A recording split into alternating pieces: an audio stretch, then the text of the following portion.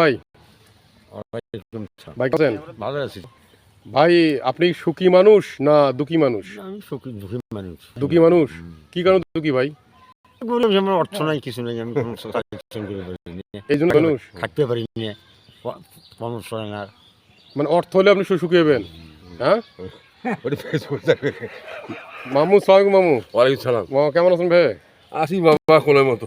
বাবা তোরা সুখী মানুষ দুঃখী মানুষ?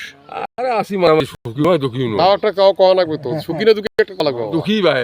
কোন দিক দিয়ে দুঃখী ভাই? আরে এই ব্যবসা বাণিজ্য নাই, কর্ম নাই।